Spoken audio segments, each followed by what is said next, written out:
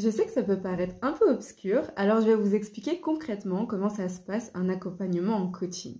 Alors la toute première étape, c'est d'avoir un attrait ou peut-être un coup de cœur envers un ou plusieurs coachs ou envers le coaching en général, même si on ne sait pas encore vers qui se tourner. L'étape suivante, c'est de se lancer et de se dire ok, je tente une séance découverte avec justement un ou plusieurs coachs pour m'aider à décider est-ce que le coaching c'est fait pour moi, est-ce que cette personne me convient, quelle est l'énergie qu'elle dégage, est-ce que je me sens à l'aise.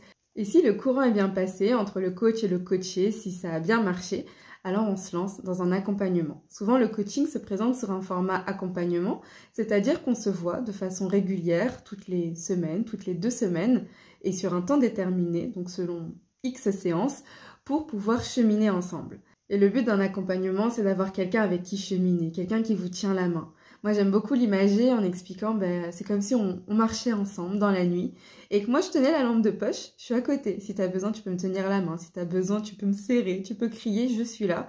Mais c'est toi qui marches. Moi, je suis juste là pour éclairer le chemin et pour être à tes côtés.